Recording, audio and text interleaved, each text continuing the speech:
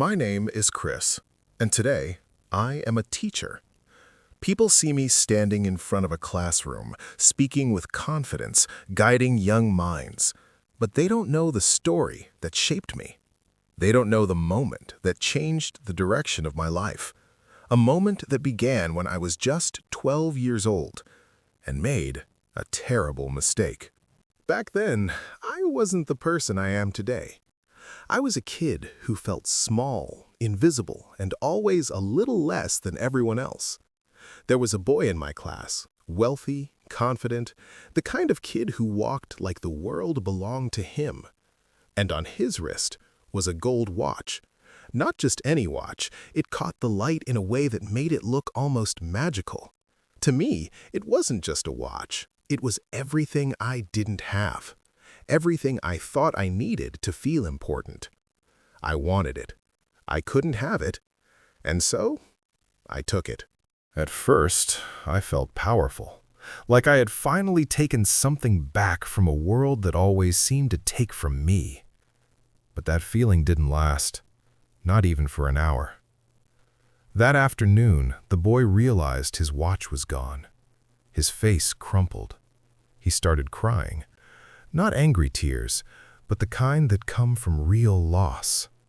And suddenly, the weight of what I'd done hit me like a stone. Our teacher walked in. He wasn't loud. He didn't panic. He simply looked around the room with eyes that saw more than we ever realized. And then he said, "No one leaves until I check every pocket." The room went silent. You could hear the clock ticking on the wall. You could hear my heartbeat in my ears. I felt the world closing in around me. I closed my eyes. I didn't want to see the faces around me. I didn't want to see the disappointment I knew was coming. My hands were shaking. My stomach felt like it was falling through the floor. And then I felt his hand slip into my pocket. A quiet, heavy moment. The truth is found. He found the watch. I knew he did. He knew he did. But he didn't stop. He didn't gasp. He didn't call my name. He didn't expose me. He simply moved on, as if nothing had happened. When he finished checking everyone, he stood at the front of the room and said, "The watch has been found. We will not speak of this again."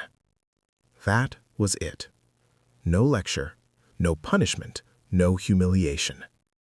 In that moment, he protected me. He protected a scared, foolish 12-year-old who didn't deserve it.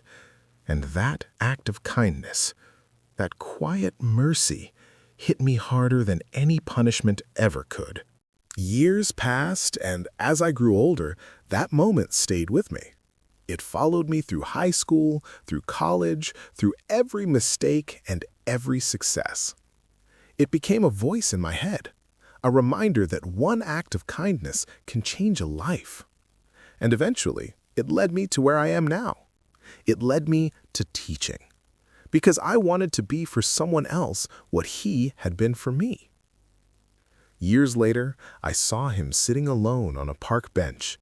His hair was gray now, his posture a little slower, but his presence still calm, still steady.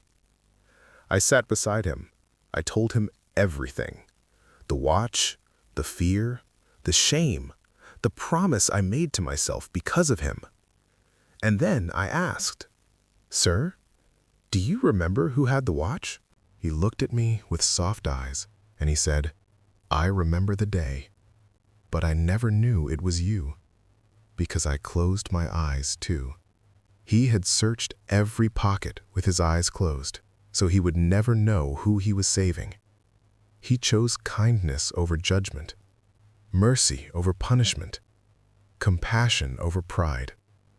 And that single choice, that quiet, unseen act, changed the entire course of my life. That is why I teach. That is why I believe in second chances. Because once, when I needed it most, someone gave one to me. If this story touched you, then carry it forward. Choose kindness when it's easier to judge. Offer patience when someone falls short. Give someone the chance you wish you had. Because you never know, your small act of mercy might be the moment that changes someone's entire life.